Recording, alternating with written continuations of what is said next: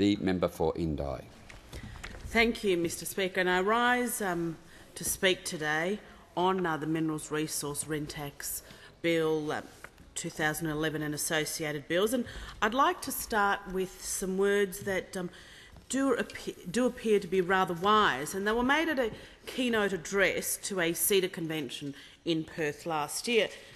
And I read, "There are two broad possible policy responses to the problems created by a two-speed economy.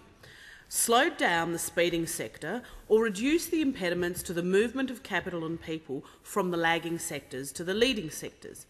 Slowing down the development of Australia's mining and energy resource industries would be a scandalous wasted opportunity to lock in future prosperity and achieve social and environmental goals as supporting school students in disadvantaged communities, Australians with disabilities, those with mental illness and others who are too sick to work, and preserving Australia's unique biological diversity.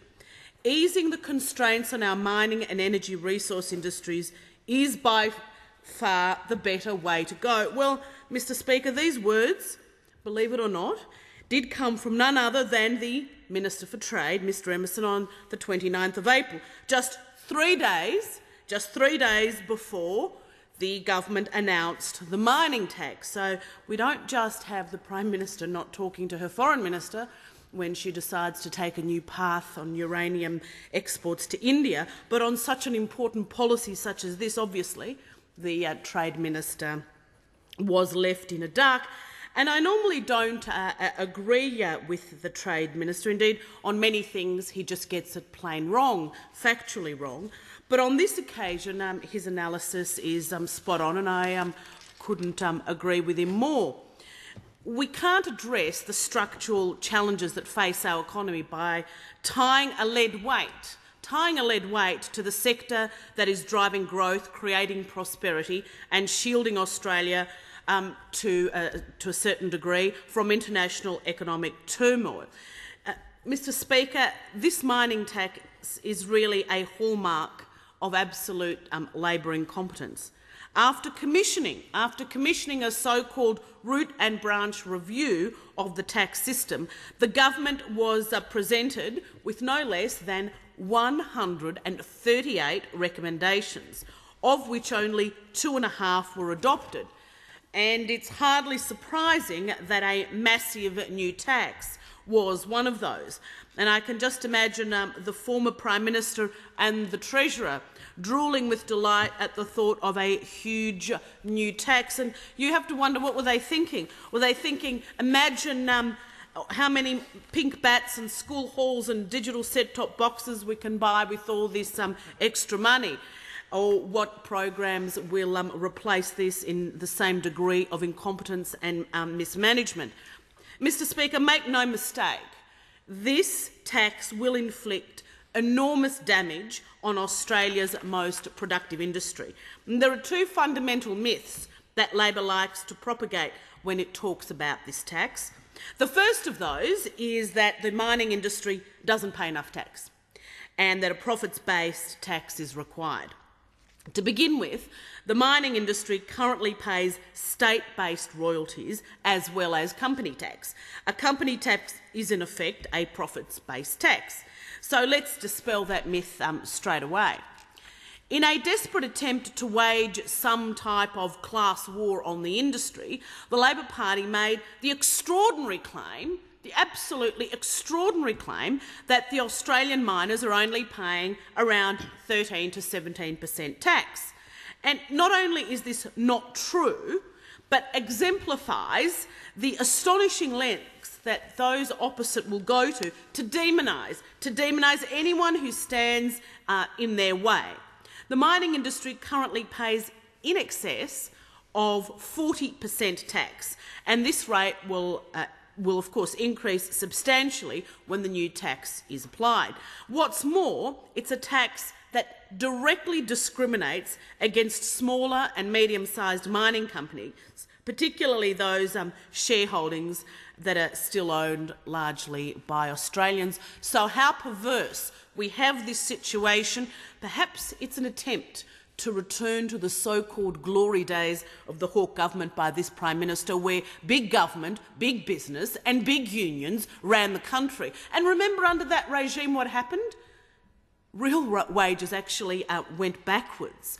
It was the powerful and the mighty deciding policy for Australia and locking those out. What this tax does is locks out those other smaller and medium-sized companies that have got the excitement, the enthusiasm, the drive to add to this the productivity and productive output of this very important sector.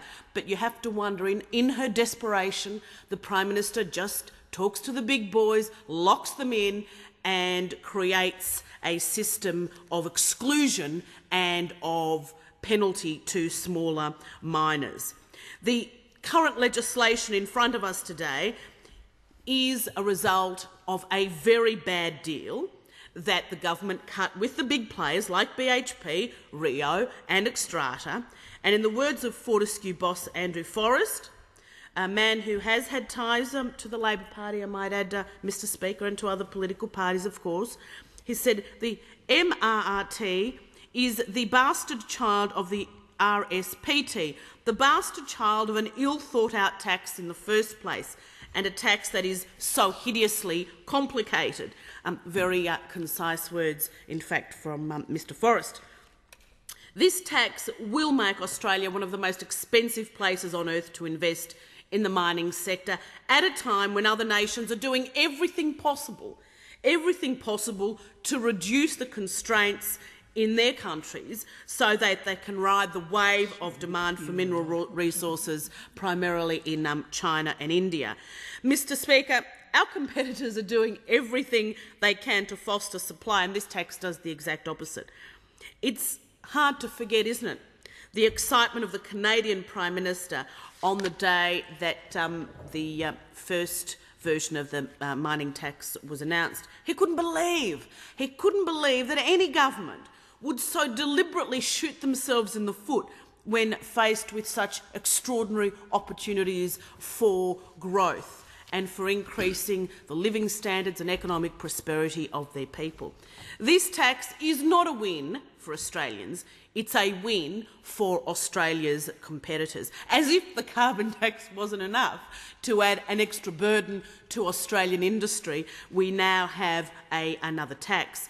And I have had, Mr Speaker, over many months, the pleasure of meeting with representatives from many of Australia's mining companies and associated companies that do support and supply the mining sectors. And I am told by many of them that this tax is going to create a disincentive to engage in exploration in Australia, to engage in mining activities in Australia, and many other countries, many other developing countries are becoming more and more attractive. The advantage we had of certainty of government policy, a stable political environment and a stable political system not only have been challenged by this brave new minority government, but the uncertainty and instability created in the shambolic way with which this government approaches policy is now making some of these developing countries that have a lot to be desired when it comes to certainty in government policy and stability, actually starting to make them look attractive. So you have to wonder how bad has been this government's approach to the formulation of policy in this area and to the actual policy itself. And I'm told, Mr Speaker, that a recent international survey on the attractiveness of investing in the mining industry gave Botswana a better rating than Australia. Not to denigrate Botswana, Mr Speaker, but one would have thought that Australia, with its extraordinary history of mining, its extensive legislation and regulation in the area, would have come up better or higher on the list than Botswana, and that in itself speaks volumes. The second myth that needs to be dispelled is that the mining tax will fund an increase in superannuation from 9 to 12%. And again, this is not true. It's a myth that's been spread by first-class propagandists sitting opposite. The increase in compulsory superannuation contributions is going to be paid exclusively by employers, not by this tax. And let's be clear about it, because the decision to increase the compulsory superannuation will mean that employers will have to pay this additional cost. And there is no additional money given to employers from the mining tax to pay for this additional superannuation contribution. So it's an extraordinary attempt at doublespeak to try and repeat an untruth often enough and expect it to become conventional wisdom and expected truth. Mr. Speaker, this is a classic Labor tax. It's a tax that will be used to fund the profligate spending habits of a grossly incompetent government, and some would say, increasingly so, and in louder voices and in bigger numbers, increasingly so, the worst government we have seen since the creation of this nation.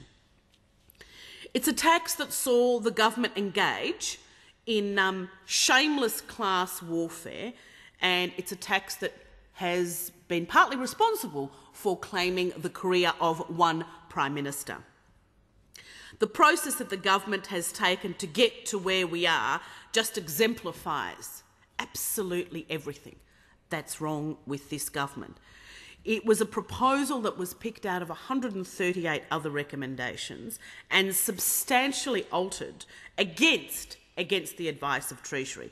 It's a tax that's been widely condemned by industry as ill-conceived, ill-devised and hideously complex. It was the subject of a $38 million government advertising campaign. $38 million. $38 million advertising campaign, which was only approved under the government's own guidelines because they considered it to be, guess what, a national emergency. I wish the government was as quick to act in a national emergency in parts of the country where there are national disasters, and covering a rural and a regional electorate, covering much of the alpine country in northeast Victoria. I understand the frustration of governments at all levels in not acting quickly in a national emergency. They have absolutely no shame to waste $38 million in a national emergency. It was an emergency for the Labor Party to survive politically and to throw as much money as possible. But when the $38 million propaganda campaign didn't work, they panicked and assassinated their first-term Prime Minister. It's been a complete schmozzle, a total disgrace and an utter embarrassment. Mr. Speaker, Adam Smith once said that countries should focus on what they produce best and trade with other nations. The mining and resources industry in this country is an example of one of the things that we do best. We shouldn't be taxing it out of existence. We should be doing everything we can to facilitate its growth. We're talking about an industry that accounts for about 7% of GDP, upwards of 20% of national investment and more than 50% of Australia's exports of goods and services. This is an industry that employs thousands of people and contributes greatly to Australia's prosperity. And having listened to the contributions of those opposite, it's clear that they just don't get it, or that political survival of their Prime Minister is more important than the national interest. They despise the fact that these companies are making profits. They personally attack mining bosses as some kind of outlaws, and they do their best to paint the industry as plunderers and pillagers who are destroying our country. It's irresponsible and a disgraceful approach to policy debate. They neglect to mention the incredible contribution that this industry makes to our economy and the benefits that already flow to all Australians. It is a bad tax, and I have no hesitation in opposing it. It is the only decent thing to do in the national interest. Indeed, I look forward to working with my colleagues to repeal it should we have the trust to win the support of the people and have a chance to do so in government.